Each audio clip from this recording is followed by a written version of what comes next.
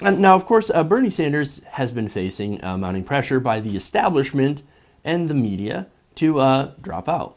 Well, why? Because Hillary Clinton's campaign is making, once again, the argument that by staying in, he is hurting the party. Now, Sanders was asked what he thought about that on Morning Joe. Let's take a look.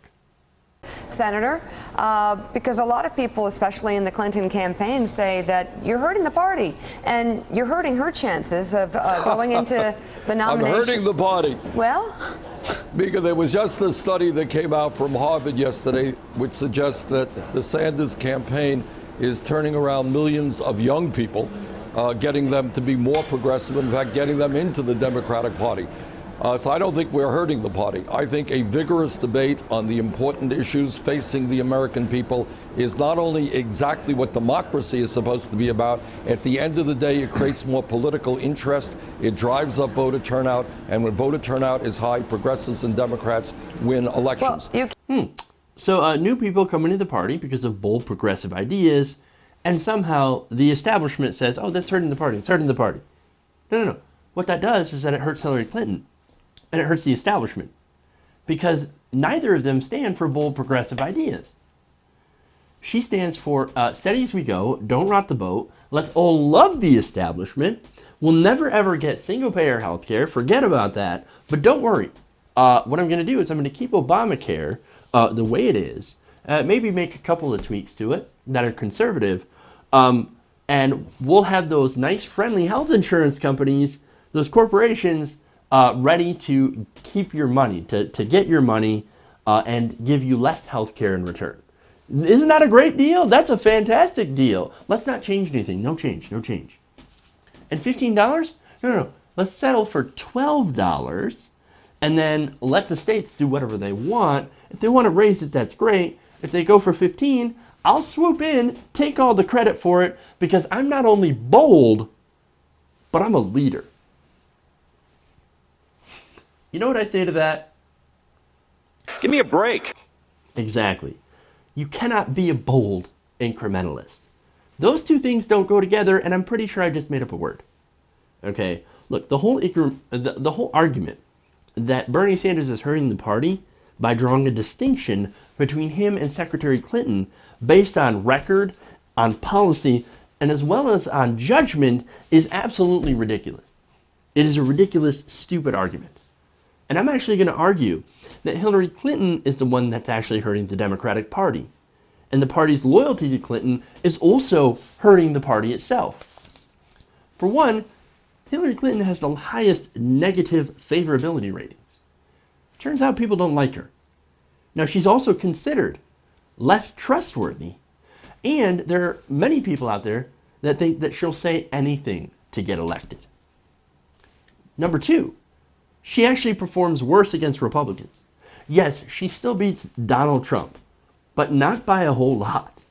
Whereas Bernie Sanders destroys Trump in every single poll by double digits. If Trump's the nominee, why would we put up a weaker candidate? That makes no sense. We really want, is that what the Democratic Party wants to do? Is to put up a weak candidate against Trump? I don't know, maybe I guess it's good for the media because, hey, then you've got a horse race election. Instead of Bernie Sanders crushing it and actually getting progressive values. But look, Trump's ready to attack Hillary Clinton on Wall Street, ready to call her a bot politician, ready to challenge her on trade. Look, Trump wants to run against her because he's got a better chance at winning than if he goes against Bernie Sanders. And plus, that happens to help the media. Because then, media controversy, people are clicking, people are paying attention. It's a win-win for the media. Whereas Bernie Sanders, if he gets nominated, if he gets the nomination, it's a lose-lose proposition. Having a hard time with that word today. Lose-lose proposition, the media loses out.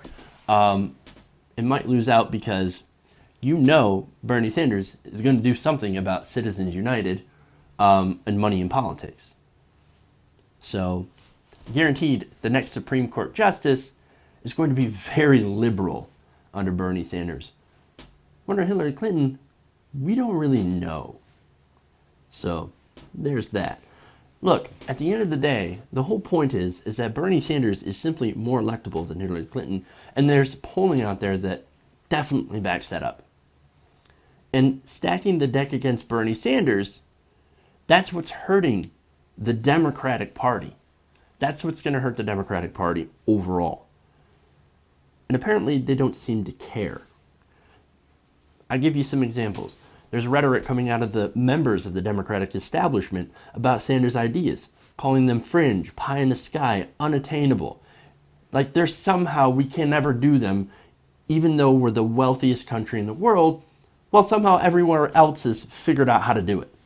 They figured out how to find the money for things like universal health care that actually costs their citizens less than what we pay here, or free public university. It's shit like that. Going up against those ideas that can work and save people money, and especially work in the wealthiest country in the world, that is hurting the Democratic Party. Saying, no, we can't. Now remember, Joe Biden said, look, I don't want to be part of a party that says, no, we can't do it. No, we're progressives. We're supposed to be progressives. We're supposed to think big. And we're supposed to think big and then find a way to make those ideas happen. Hillary Clinton starts out with the premise of, no, nothing's going to happen. If you elect me, nothing's going to happen. If you elect Bernie, nothing's going to happen because the Republicans they're going to block it, so why try anyway? No. Have you ever learned how to actually fight for things you believe in? Maybe it helps if you actually have something you believe in, instead of being a shifting windsock, which is essentially what she is right now. Look, more things that hurt the Democratic Party. Taking money from and then bowing down to Wall Street and big corporations. That hurts the Democratic Party.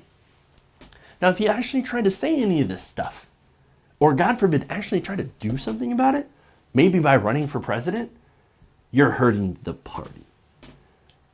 It's sad because we've gotten to the point that working for the people and not lying to them or pandering to them, that somehow is considered hurting the party. This is why we need a political revolution, not just to change the Democratic Party, but to change the country for the better.